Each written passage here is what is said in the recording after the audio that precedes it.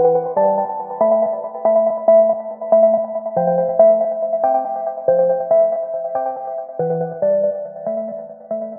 bueno, le damos la más cordial bienvenida al Instituto Electoral del Estado de México, que tienen a bien el día de hoy presentarnos control de convencionalidad y convergencia interpretativa del maestro Saúl Mandujano Rubio. Sin más preámbulo, le cedemos la palabra a la moderadora. Hola, muy buenas tardes, bienvenidos a todos, gracias por acompañarnos el día de hoy a la presentación de este libro, Control de Convencionalidad y Convergencia Interpretativa, del maestro Saúl Mandujano.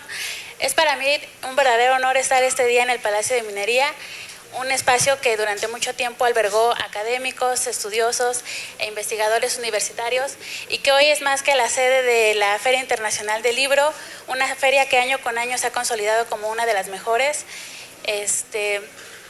Y es para mí un gusto tener la oportunidad de poder moderar un libro de un gran autor como es el maestro Saúl Mandujano Rubio, quien me ha dado la oportunidad no solamente de colaborar con él, sino de seguir aprendiendo día con día.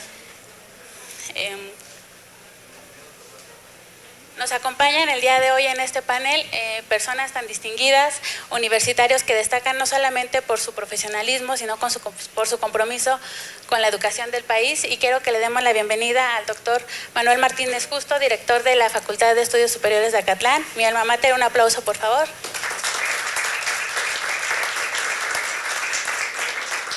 Al doctor Alfonso Herrera García, que es profesor de la Escuela Judicial del Tribunal Electoral del Poder Judicial de la Federación. Y al autor de la obra, el maestro Saúl Mandujano.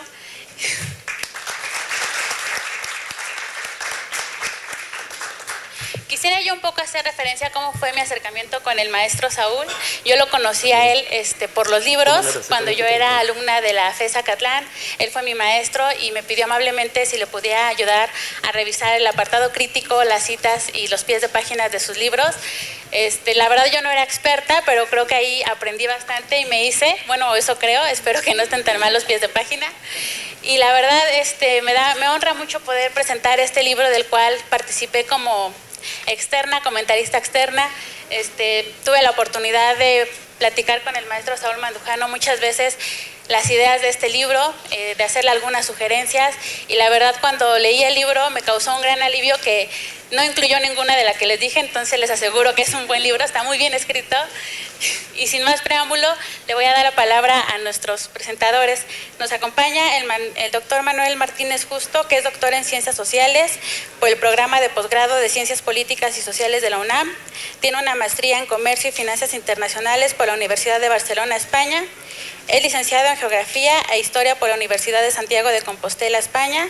Es profesor titular B de tiempo completo definitivo en la Facultad de Estudios Superiores Acatlán, donde imparte clases en las licenciaturas de Comunicación, Ciencias Políticas y Administración Pública y Relaciones Internacionales, y actualmente es director de la FES Acatlán, nuestra alma mater, y no por nada una de las mejores facultades de la universidad. Doctor, adelante. Muy bien, muchas gracias. Bueno, muchas gracias. Yo he preparado algunas cuartillas, pero no se preocupen, son pocas, son 50 nada más, así que lo vamos a leer rápido. No, son unas cuantas ideas al respecto, pero primero quisiera hacer dos comentarios previos que me parecen muy importantes. Para entender una obra hay que entender a su autor.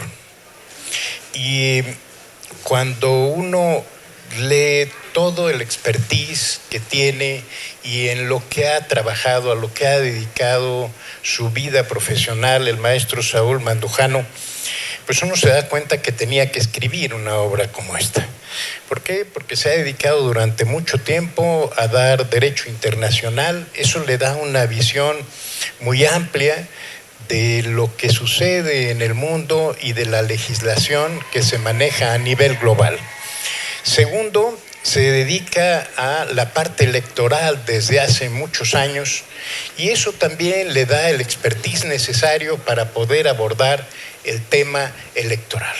Y si a esto unimos que de manera transversal, yo diría que se ha metido en la corriente garantista del derecho, bueno, pues entonces observamos en él esta preocupación por los derechos humanos y la importancia que esto tiene en su aplicación en temas electorales, pero también incluso en otros temas que van más allá del aspecto electoral.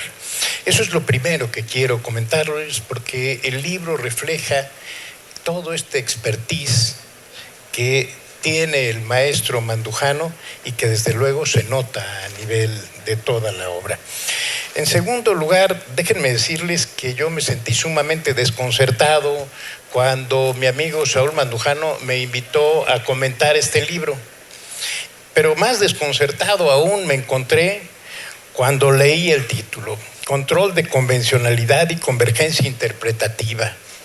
Y no les puedo decir la expresión que dije, pero fue para mis adentros, no la compartí, por lo tanto no la comparto aquí para que ustedes no se vayan a sorprender o a decir que soy mal hablado. Y un director de la facultad, de una facultad de la UNAM, no debe ser mal hablado, solo en lo privado y sin que lo escuchen, ¿verdad? Porque después graban las cosas y eso en materia electoral se vuelve más complicado todavía. Me sorprendí e hice ese gesto porque dije, ¿de qué se tratará esto? ¿Qué voy a comentar sobre el control de la convencionalidad y la convergencia interpretativa? Después me llevé una sorpresa. Y esa sorpresa sumamente agradable es que uno puede leer el libro sin ser abogado y entenderlo perfectamente, que ya es un decir, entender a los abogados, híjole, es siempre complejo. Pero quiero decirles que Saúl lo hace sumamente ameno y muy entendible en todos los sentidos. Hasta entendí que era el control de convencionalidad y la convergencia interpretativa, que ya es decir. Así que, de verdad, muchas felicidades en este sentido a Saúl Mandujano por esta magnífica obra que hoy pone en las manos de todos y que desde luego va a servir mucho para entender qué es esto y sobre todo para la aportación que ello significa. Dicho esto, me permito leer muy rápidamente unas cuantas ideas que entresaqué de este libro y que empiezan diciendo que hoy en día el derecho se encuentra en un constante cambio. Este constante cambio es dinámico y se nutre de diversas fuentes que tradicionalmente han sido estudiadas por los teóricos de las ciencias jurídicas. La costumbre, la jurisprudencia y ahora con mayor énfasis en los instrumentos internacionales. Adicionalmente, existe una corriente del derecho que está en boga. Y esa corriente del derecho, que podremos estar de acuerdo o no con ella, pero que tiene una gran fuerza y sobre todo una gran fuerza en este país, es esa corriente garantista que se preocupa mucho por la defensa de los derechos humanos, porque las personas sientan que las leyes lo protegen y no están en contra de ellas. El propósito del garantismo, en mucho o en casi todo, es la defensa y la protección de los derechos humanos, que la adoptan como tarea principal en la aplicación del derecho y en algo más complejo, que es la búsqueda de la justicia. En este contexto, la nueva realidad en la aplicación del derecho obliga a los actores sociales, pero sobre todo a los funcionarios públicos, a basarse en un principio fundamental como es el control de convencionalidad. Para los que no somos abogados, y ya lo dije desde el principio, la obra del maestro Mandujano es enriquecedora porque nos da la posibilidad de entender una nueva realidad adicional que, aún sin ser abogados, los ciudadanos estamos obligados a tener un mayor contacto con el derecho, ya sea para exigir al Estado que se respeten nuestras garantías individuales, entre ellos los derechos humanos, pero también entre los funcionarios para respetar a cabalidad los derechos de los ciudadanos a quienes brindamos un servicio. Y esta nueva forma de vinculación con el derecho se presenta de esta manera porque hoy en día no basta con cumplir las leyes y el derecho interno, y esto nos lo subraya el maestro Mandujano a lo largo de la obra, sino que tenemos la obligación de cumplir también con los estándares y las reglas internacionales, ya que en un contexto global esto nos sirve como herramienta para hacer efectivos los derechos humanos. Es por ello que la temática que aborda el maestro Mandujano en esta obra, yo la calificaría como una investigación de frontera, que tiene que ver precisamente con el control de convencionalidad en la materia electoral, de la cual, como decía al inicio, él es un gran especialista. El ámbito electoral es parte fundamental de los derechos humanos, porque defiende los principios democráticos elementales: el derecho a votar y ser votado, el derecho a la asociación, el derecho a la libre expresión y otros muchos más que son tan importantes para la vida cotidiana de las personas y para que regulemos de alguna manera esa convivencia a través del respeto a la diferencia. Saúl Mandujano explica en su texto que desde que el Estado mexicano se reformó el año 2011 en materia de derechos humanos, e incluso antes de que se formalizara esta reforma, ya algunos tribunales, incluyendo el Tribunal Electoral del Poder Judicial, emitían sentencias con base en criterios internacionales que siempre y de manera transversal defendían los derechos humanos. Desde esa fecha se ha presentado un proceso evolutivo en aproximación a las disposiciones internacionales, donde los tribunales mexicanos han extendido el control de constitucionalidad de manera significativa. La aproximación a las disposiciones convencionales se ha llevado a cabo de tres maneras. La primera, invocando los tratados para la construcción de premisas normativas. La segunda, asumiendo los criterios supranacionales para motivar la resolución de los casos. Y la tercera, aplicando el control de convencionalidad para la inaplicabilidad de las leyes y para la anulación de actos que infrinjan los acuerdos internacionales, sobre todo cuando estos afectan los derechos humanos. El autor señala que el control difuso de convencionalidad se compone de dos elementos, o implica dos elementos: la posibilidad de ampliar el marco normativo con base en estos tratados internacionales o los instrumentos internacionales, pero también para verificar la conformidad entre la disposición convencional y la norma o acto de origen nacional, lo cual es importante. En el libro, el autor explica que, sin menospreciar el trabajo, desde luego, de acercamiento que ha hecho el Tribunal Electoral del Poder Judicial con el derecho internacional, no siempre ha aplicado el control difuso de la convencionalidad, porque no hay trabajo suficiente en la labor de contraste de la norma interna y del derecho internacional que nos permita lograr una convergencia interpretativa. Es una obra, como les decía, de vanguardia, una obra de fácil lectura que solamente voy a leer el final del final. Algunos dicen que para leer una obra lo primero que hay que hacer es leer la presentación, el prólogo, y como lo hace muy bien Alfonso Herrera, pues ya con eso ya no quería seguir leyendo. Pero después me di cuenta que por qué no tenía que leer a mi amigo Saúl Mandujano, y me di cuenta, aunque pueda discrepar de él, que la obra es mucho más, desde luego, que la parte del prólogo, que está excelentemente hecho. Segundo, dicen que hay que leer las conclusiones para ver si uno se anima a leer lo que hay en medio. Bueno, yo leí todo lo que estaba aquí, pero me quedé con el último párrafo. Y se los quiero citar porque me parece muy interesante por lo que significa de continuidad con relación a la obra en el futuro. Dice en la conclusión: en el control difuso de convencionalidad en materia electoral, es preciso hacer un alto en el camino y analizar las condiciones de su aplicación. Por un lado, hay que mesurar el entusiasmo de querer fundamentar todo en la norma internacional, sin mayor reflexión de los textos normativos. Y por otro lado, insistir en la necesidad de evitar la dispersión de criterio y asegurar el apego de los estándares interamericanos.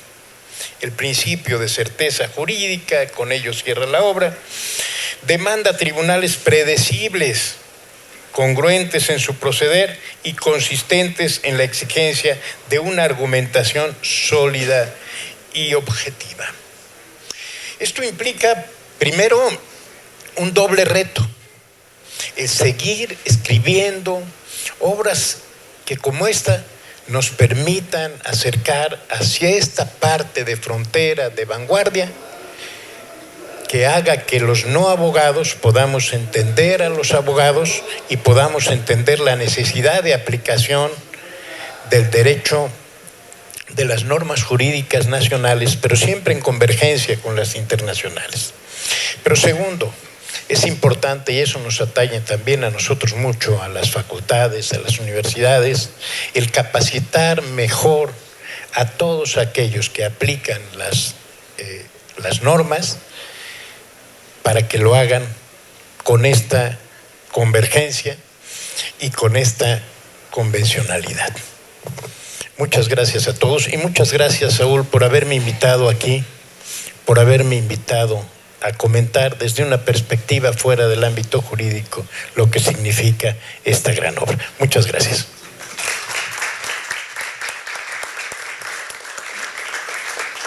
Muchas gracias, doctor, por sus comentarios. Sin duda, a pesar de que no es usted abogado, revela que tiene una comprensión integral del libro y sus aportaciones realmente son muy importantes para este panel.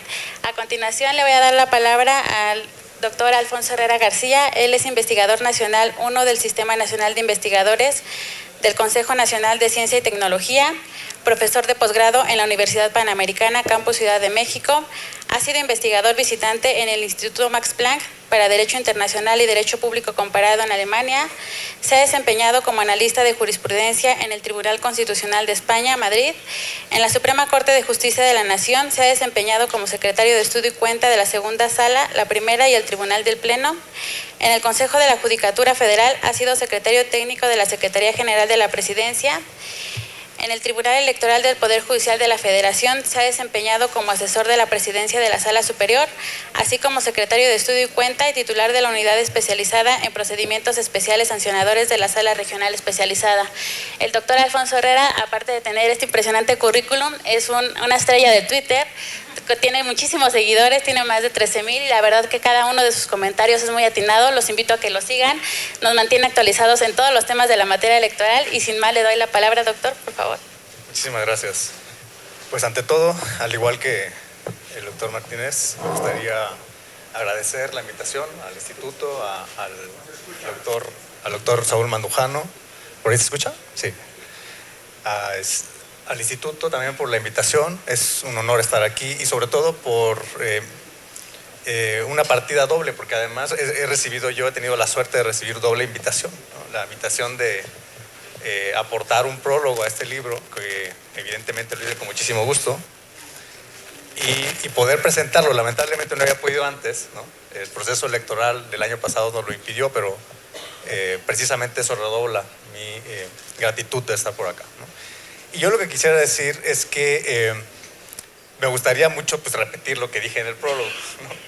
Pero en esta ocasión, además de hacer ese ejercicio, que lo voy a hacer porque lo hemos comentado mucho con el autor y la oportunidad de haber leído todo el manuscrito, pues evidentemente me suscitó, me evocó un montón de experiencias personales en lo profesional y también de experiencias académicas. Como secretario de Estudio y Cuenta de la Suprema Corte, me tocó vivir al interior de la Corte un momento muy interesante e importante, transicional, en la interpretación de la reforma de derechos humanos del 2011. Me tocó participar en algunos proyectos y el leer el libro pues me evocó esa experiencia que pude adquirir a partir del trabajo judicial. Y además también porque se trata de una línea de investigación que también yo mismo he tratado de desarrollar a lo largo del tiempo. Por lo tanto, pues acercarme a las páginas de un libro como este, tan completo, tan práctico, tan bien fundamentado y tan bien escrito, sin retórica alguna, eso quiero recalcarlo, ¿no? Porque solemos decir en las presentaciones de libros esto que acabo de decir, pero ahora quisiera además enfatizar que se trata en verdad de un conjunto de elementos y características que acabo de describir, ¿no? Lo primero que quisiera destacar es la pertinencia del libro, ¿no? Y la pertinencia del libro se explica, me parece, por dos situaciones, dos circunstancias que tienen absoluta actualidad en este momento, ¿no? La primera de ellas la narro en el prólogo, que es que México, como sabemos, cumplió el año pasado 2 décadas, justamente el 16 de diciembre del 2018, de haber reconocido la competencia contenciosa de la Corte Interamericana de Derechos Humanos, ¿no? Ese acontecimiento es para mí, desde mi punto de vista, uno de los acontecimientos más importantes de nuestro sistema jurídico, justamente, me parece a mí, en el último cuarto de siglo probablemente, ¿no? Porque se conjuntó con otro bloque, digamos, de modificaciones que marcaron la ruta democratizadora del país a partir fundamentalmente del enlace de 2 reformas y de este reconocimiento. Es un diagnóstico que se puede hacer. La reforma del 31 de diciembre de 1994 a la Suprema Corte y al Poder Judicial de la Federación, ¿no? Que nada menos construye las bases orgánicas de la Corte como un tribunal constitucional. La reforma político-electoral de 1996, ¿no? Que le da un cariz de función jurisdiccional autónoma, definitiva, a la Sala Superior y a las salas regionales del Tribunal Electoral, las hace copartícipes del control de la constitucionalidad junto con la Suprema Corte y el resto de los tribunales de la Federación, y precisamente la incorporación de México a una dinámica internacional de la cual se había sustraído en esos años, ¿no? Y que se vio por diferentes factores en la necesidad de incorporarse a ese tren dinámico de reconocer la jurisdicción contenciosa de una corte interamericana, que es una corte regional de derechos humanos. Probablemente no se ha medido la trascendencia de este acontecimiento, me parece, ¿no? Precisamente esa es una de las grandes aportaciones del libro, ¿no? Poner en el centro, digamos, neurálgico del análisis jurídico, del análisis judicial, la importancia que tiene no solamente reconocer la vinculatoriedad del sistema interamericano, sino además que las sentencias que se emiten a partir de una corte que es la corte oficial de ese sistema son decisiones que vinculan al país, que vinculan al Estado mexicano, ¿no? Y nada menos en ese tiempo posterior al reconocimiento de la competencia contenciosa, una década después de que México reconoció esta competencia, y consecuentemente hace una década en este momento de que ocurrió eso, México recibió la primera condena, aunque fuera parcial, en contra por parte de la Corte, en el caso Castañeda. En el 6 de agosto de 2008 recibió México la notificación de que la Corte Interamericana había decidido fincarle una responsabilidad internacional por haber violentado la Convención Americana sobre Derechos Humanos. Este fue un primer paso de un recorrido de condenas que a este punto llevamos, me parece, no sé si son 11 ya, y que cierran, me parece, la ruta de esta primera cuestión que estoy comentando de la pertinencia del libro, que es las últimas notificaciones de condenas internacionales en contra de México que se verificaron el 20 de diciembre y el 21 de diciembre del 2018. Y que además también me parece que no se le ha dado la dimensión suficiente, pero estas sentencias condenan a México en un momento en el que estamos transitando en un cambio, digamos, de poder político, ¿no? Y no solamente se vienen estas condenas en un cambio de transicional desde el punto de vista del ejercicio del poder político, sino que además los temas que tratan estas sentencias son fundamentalísimos, si no se puede decir que son columnas vertebrales del gobierno que se está desarrollando en este momento y que se ha enmarcado en lo que se ha denominado, digamos, discursivamente como cuarta transformación, ¿no? Que es, y justamente ahí voy a hacer referencia al segundo punto de la pertinencia del libro, ¿no? Y que es el tema de la seguridad pública a cargo de las Fuerzas Armadas, ¿no? México fue condenado, el caso Espinosa Alvarado y otras contra México, el 21 de diciembre, el 20 de diciembre fue notificada esa sentencia de 2018, es decir, escasas semanas, que la característica fundamental de la seguridad pública debe ser de una característica eminentemente civil y con un ejercicio en la investigación y persecución de los delitos que se enmarque, digamos, en un entorno policial. La segunda pertinencia del libro, punto fundamental, es que justamente ayer el Congreso de la Unión parte del órgano reformador de la Constitución, determinó en un ejercicio del control político de convencionalidad, justo el tema que trata el libro, que la reforma en materia de Guardia Nacional no podía tener como columna vertebral la militarización en contra del estándar señalado por la Corte Interamericana. Y lo más importante, reconoce de manera explícita en el artículo 5º transitorio de este decreto que ayer se aprobó por parte del Senado de la República, palabras expresas de la sentencia condenatoria del 20 de diciembre del 2018. Es decir, es de tanta actualidad el libro, como pueden ver, que incluso no dudaría que los senadores lo tuvieran por ahí, por parte de nuestro autor, leyéndolo y consultando los puntos de vista de don Saúl Mandujano, para establecer que no solamente había que respetar la sentencia condenatoria, sino que, insisto, replica las palabras exactas de las características que debe tener la intervención de las Fuerzas Armadas en la seguridad pública en un artículo transitorio del decreto de reformas a la Constitución. Esto yo lo llamo, desde un punto de vista personal, yo lo llamo una sujeción a un control internacional por parte del poder reformador de la Constitución, y creo que responde a una pregunta que nos hemos hecho mucho tiempo en México: si es que procede el control de las reformas de la Constitución. Y a mí me parece que es clarísimo que hay un ejercicio ayer de este control, obviamente un control en sede política, pero que refleja ese ejercicio de control de la convencionalidad, y que tenemos ya un primer resultado que, esto sí quisiera enfatizar, va a marcar la hoja de ruta del gobierno y va a marcar la hoja de ruta de nuestra convivencia social en los próximos años. Por lo tanto, creo que está evidenciado la importancia del tema, la importancia del libro, la importancia de los argumentos de nuestro autor. Y me queda un minuto, solamente quería decir algunos puntos que son destacables del libro, además de lo que acabo de decir, obviamente, y que desarrollo en el prólogo, ¿no? Yo tengo con el autor 3 coincidencias y una disidencia. Eso lo señalé en el prólogo, ¿no?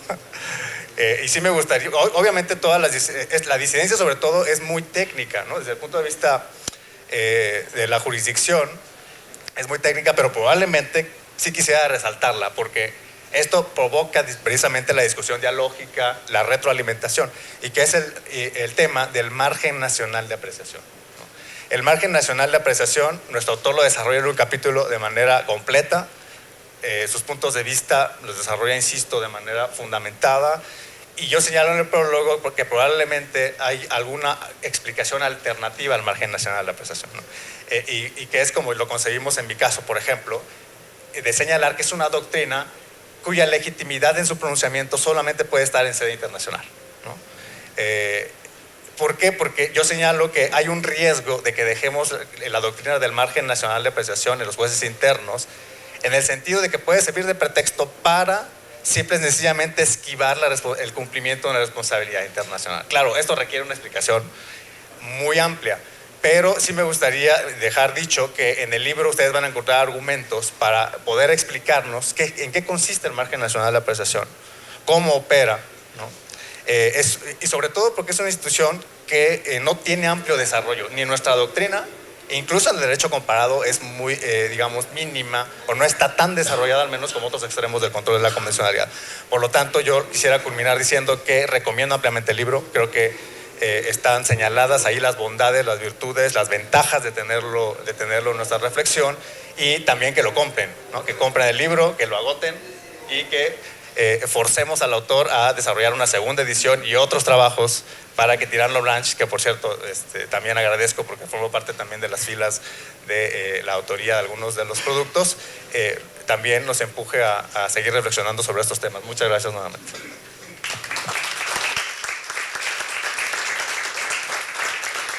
Muchas gracias, doctor, por sus comentarios. Es de verdad un gusto escucharlo de alguien que hizo un prólogo excelente para un libro. Creo que no pudo tener mejor opción, Saúl, para que alguien le hiciera un prólogo tan excelente. La invitación que usted nos hace a leer en esta exposición la hace también en el prólogo del libro. Entonces, de verdad es un gusto poder escuchar la disertación que tienen. Ojalá tuviéramos más tiempo para escuchar más sobre esa disertación, pero pues bueno.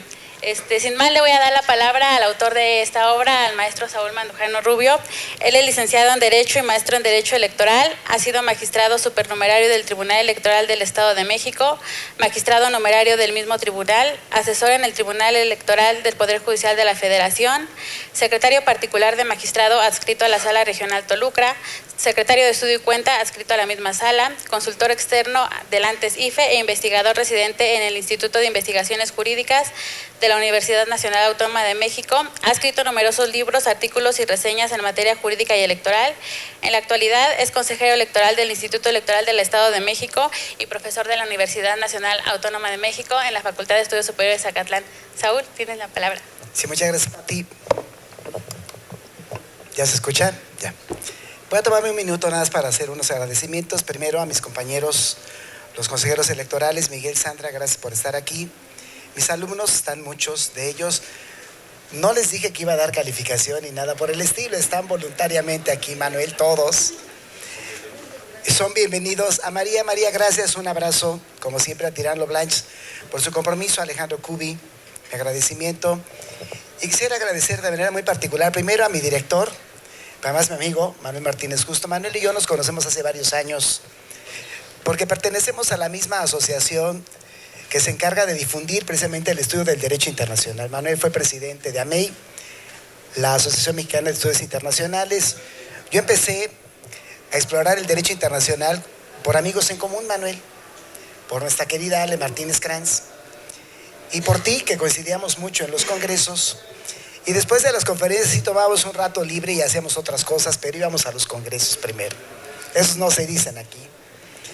Alfonso, yo le pedí el prólogo a Alfonso por varias razones. Uno, porque es un gran estudioso del derecho constitucional, pero sobre todo del control de convencionalidad. Yo leí mucho a Alfonso, lo sigo a menudo. Alfonso, quizá valga la pena que lo diga, es un colaborador muy cercano del actual presidente de la Corte Interamericana de los Derechos Humanos. Se ha ganado la confianza y el respeto de muchos de nosotros. Y le pedí el prólogo y le tuve mucha fe al prólogo, Alfonso, porque te conocía. Y esperaba ver cuándo lo ibas a terminar. Y cuando lo terminaste y lo leí, y con toda la honestidad académica que tienes, me dices en el prólogo que no coincides con el margen de apreciación. Voy a aprovechar aquí para desquitarme, no es cierto. Voy a hacer un paréntesis de lo que has mencionado. Y hace rato Patti comentaba que ella de alguna manera participó en el libro. No de alguna manera, Patti, participaste fuertemente en el libro y a muchas de tus opiniones les hice caso. No a una, a muchas les hice caso. Y en el libro hay un esfuerzo que me tocó escribir, pero Patti me acercaba materiales, me ayudaba, me asesorabas, me quitabas el entusiasmo cuando me desbordaba el tema, me ubicabas y creo que salió un libro bastante bien equilibrado. Y el prólogo de Alfonso le da al libro, de veras, Alfonso, te lo digo de nuevo, un impulso de rigor académico, ¿no? Manuel lo ha destacado. Manuel es un estudioso de las relaciones internacionales, escribe también Manuel. ¿Podría poner sonido? Sí, ¿ya se escucha más? Bueno, entonces voy a entrar en materia y comentaba Alfonso, lo voy a hacer en 8 minutos, Patti, para que no me presiones con el papelito de los 3 minutos, que el día 20 de diciembre le notificaron a México una sentencia de la Corte Interamericana por violaciones a los derechos humanos en un operativo militar que hubo justamente en el Estado de México, ¿sí? Y esa sentencia, que fue motivo de varios comentarios, el día de ayer en el Senado se aprobó por unanimidad con 127 senadores además, o sea, con todas las fuerzas políticas, no solo con una aplanadora de una coalición que gobierna, sino con todas las fuerzas políticas. Se aprobó por unanimidad una reforma a la Constitución para crear la Guardia Nacional. Y yo advierto en lo que comenta Alfonso 2 cosas del control político de convencionalidad. Uno, el mando civil, no solo administrativo sino operativo de la Guardia Nacional, y la limitación temporal de la presencia de las Fuerzas Armadas en tareas de seguridad. Por lo menos ya dijeron que son 5 años los que van a estar ahí, y esperamos que en 60 días que salga la ley, ese control político de convencionalidad se materialice de manera más amplia. ¿Qué dice el libro, Manuel? Y es cierto, Manuel, el título no dice gran cosa, ¿eh? Control de convencionalidad y convergencia interpretativa, como que no quería que lo leyeran cuando yo le puse ese título. Bueno, por dos razones el título. Primero, control de convencionalidad. Y la palabra control, lo dijo Manuel, no es solo citar tratados internacionales, porque se puso de moda citar tratados, ampliar la premisa normativa, y pensábamos que de esa manera nuestra experiencia de acercarnos al derecho internacional se materializaba. No, el control siempre implica una tarea de contraste, siempre, invariablemente, ¿eh? Porque el control es un instrumento, precisamente es un parámetro para cuidar el contenido de normas, el contenido de actos, el contenido de resoluciones. ¿Cuáles? Deben estar de acuerdo con los tratados internacionales que México ha suscrito y que voluntariamente se comprometió a cumplirlos. Pero no solo basta con citar el tratado, hay que llevar una labor de contraste con el acuerdo internacional. Y la convergencia habla de la necesidad de armonizar los criterios que hemos venido utilizando en México cuando aplicamos tratados internacionales y llevamos a cabo esta tarea de contraste. Porque los tratados se pueden interpretar de muchas maneras, como se puede interpretar de muchas maneras una norma. Podemos utilizar criterios muy diversos de interpretación. Yo simpatizo con algunos criterios interpretativos, los pongo en el libro, como la ponderación, por ejemplo. Me gusta la ponderación, hablar de derechos humanos con ponderación. La proporcionalidad me parece que es sensata, también hablar de proporcionalidad, ponderación. Me gusta la configuración nacional, Alfonso la ubica muy bien. Me parece que si hago una segunda versión del libro, Pati, tendré que corregirlo del margen de apreciación nacional, como lo ha planteado Alfonso. Pero ¿qué ocurrió? Que se puso de moda el tema y los tribunales comenzaron a citar tratados internacionales sobre derechos políticos electorales en desorden, con un entusiasmo desbordado. Manuel, qué bueno que leíste la última conclusión, porque es la que le da de alguna manera sustento a la obra. ¿Qué requerimos? Dijo Alfonso, hay que leer las sentencias de la Corte Interamericana para llevar a cabo un buen control de convencionalidad. Hay que llevar a cabo un diálogo jurisdiccional. Los jueces mexicanos durante muchos años fueron jueces domésticos, introvertidos, caseros, con poca aproximación al derecho internacional, y lo hemos visto con la Corte, Alfonso, tú la conoces bastante mejor que yo, y la Corte titubea cuando se acerca al derecho internacional. Da un paso para adelante y luego de repente ya no sabe si continúa o no, se detiene y a veces un pasito para atrás, ¿no? Ayer en una presentación del libro se hablaba por ministra, o una exministra de la Corte, sobre la jerarquía normativa de los tratados en México. Bueno, si leemos de manera gramatical el 133, pudiera ser que sí. Pero si leemos de otra manera el primero de la Constitución, quizá llegamos a una interpretación diferente. ¿Por qué razón no se reformó el 133? Hay muchos motivos. Lo correcto era haber reformado el primero y el 133 de la Constitución. Reformamos el primero, no el 133, pero interpretemos el 133 de manera conforme al artículo primero, de manera armónica, y me parece que la jerarquía de los tratados con respecto a la Constitución se mueve en un plano muy, muy similar. ¿Por qué le pusimos convergencia? Hay que dialogar con las cortes internacionales, sobre todo con el intérprete de los tratados, con la Corte Interamericana. Yo celebro este control político de convencionalidad que ayer el Senado hizo. Es un avance y me parece sustantivo, porque si ustedes comparan la reforma a la Guardia Nacional que sale de la Cámara de Diputados con la que aprobó ayer la Cámara de Senadores, es muy diferente. Aparentemente la diferencia no es tan grande, sustantiva, muy sustantiva. Mando civil, no solo administrativo, sino también operativo, presencia temporal de las Fuerzas Armadas. Le falta el control. La Corte fue más allá. La Corte dijo en actividades específicas, que todavía no lo logramos. Pero bueno, viene una ley. Yo abrigo esperanzas, Alfonso, ojalá asesores a los senadores. Si leyeron mi libro, espero que lean tus comentarios para que puedan sacar una ley que sea acorde con los compromisos internacionales. El control es un mecanismo siempre que fije un parámetro para que las normas, los actos, las resoluciones se ajusten a los compromisos internacionales. México los hizo de manera voluntaria, nadie nos obligó a celebrar un tratado sobre derechos humanos. Son progresiva su aplicación, su interpretación. Vamos hacia adelante. El garantismo al que habla Manuel es un garantismo con el que yo coincido, pero Alfonso, soy partidario de un garantismo objetivo, racional, mesurado, que también debe tener sus límites de apreciación. Porque a veces, en aras del garantismo, excedemos la protección de derechos y llegamos a sentencias que no se sustentan objetivamente, ¿no? Y eso es también grave, que en el garantismo le pongamos demasiadas bondades cuando la ley también tiene un límite de protección. Los derechos humanos no son absolutos, son unos cuantos. Tal vez el derecho a la no tortura se me ocurre, pero son derechos limitados. Bueno, ubiquemos bien cuál es el ámbito de protección del derecho, potencialicemos el derecho, pero no seamos excesivamente protectores cuando la norma no da para alcanzar esos niveles. Pati, por mi parte, es todo. Gracias por su asistencia a todos ustedes.